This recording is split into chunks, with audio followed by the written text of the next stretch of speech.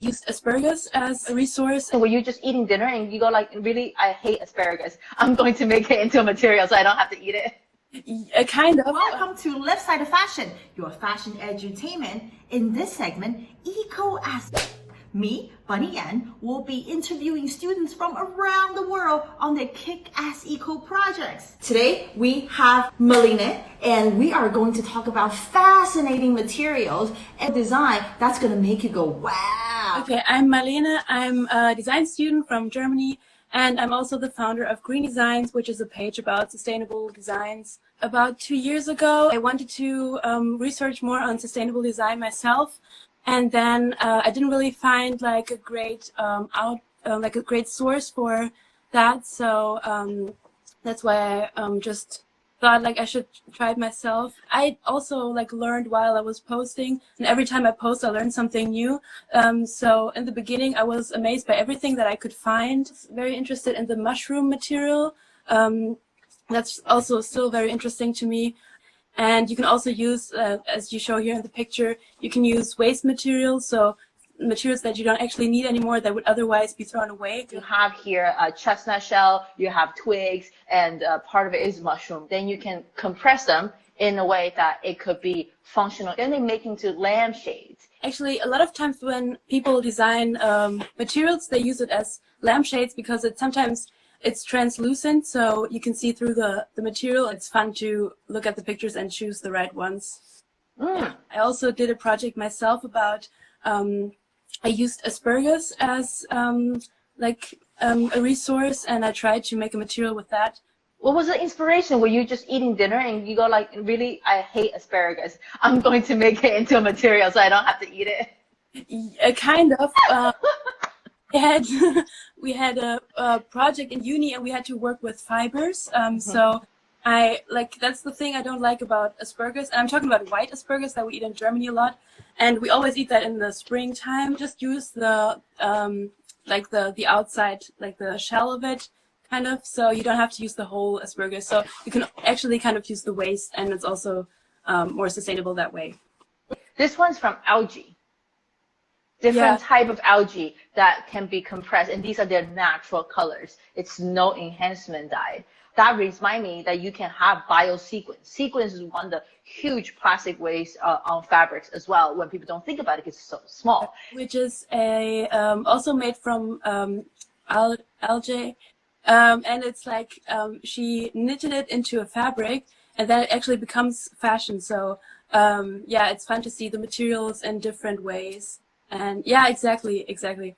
More and more, these functionalities are getting built in. This one example, it reacts to the environment. So if there's a lot of microbes in the air, it starts to change color.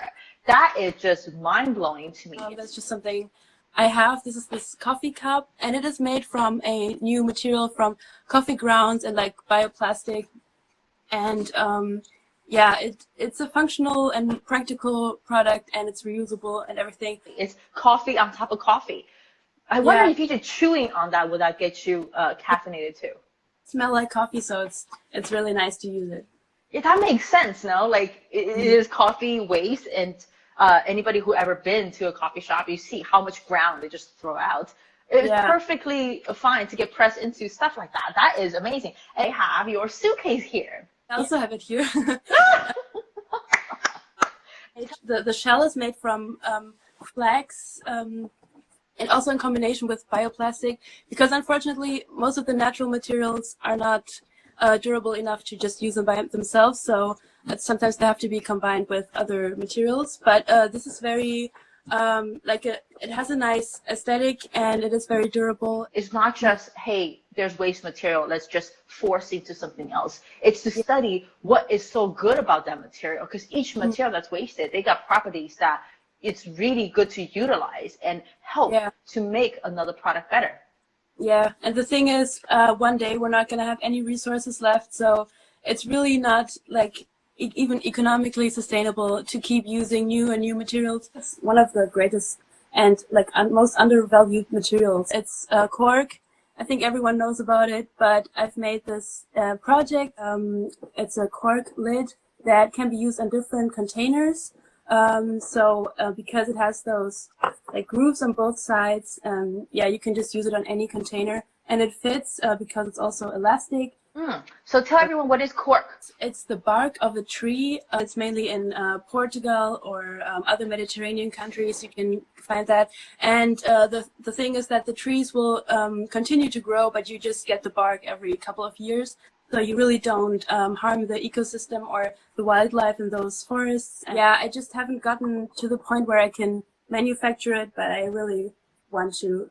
I love this design because it's just so clever. And we think about like when you say eco material, it might be a little pricey right now. However, functionality and value is what we all care about. When something offers more than one use and something offer a better solution for whatever problem you're trying to solve, it makes sense that you put a little bit more value, monetary or otherwise, to obtain that. Yeah.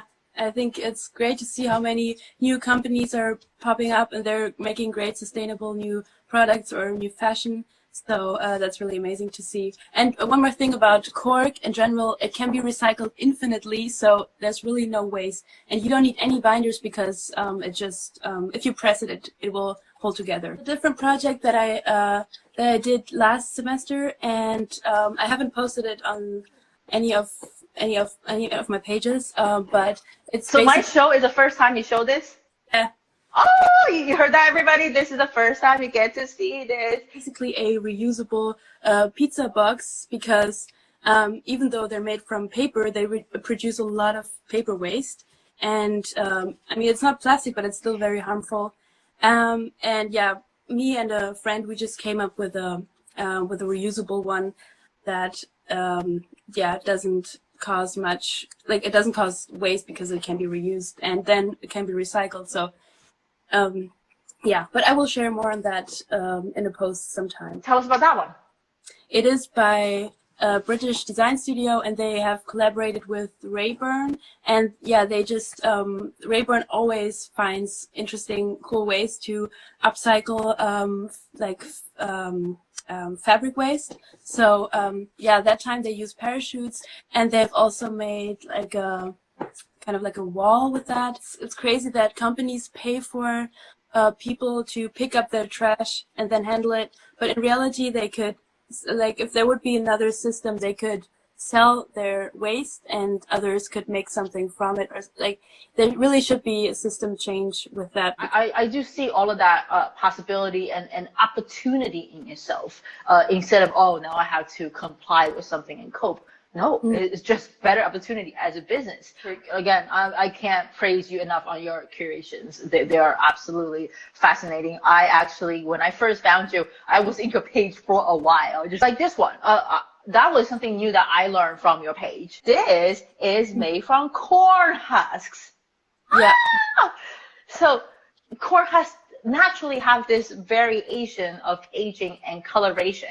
And just how nature creates like a pattern, and you don't have to come up with it. It's just naturally so great. Yeah, it's great to have like a community where we can all kind of learn from each other and inspire each other, because some of the materials or projects in general are maybe just a starting point for something else. At Lifestyle Fashion, we're all about that too.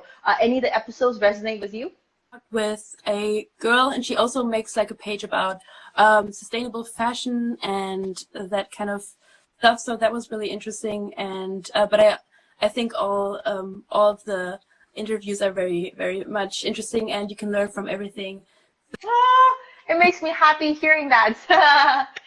Any shout outs that you want to give? IGTVs from Bonnie Wright.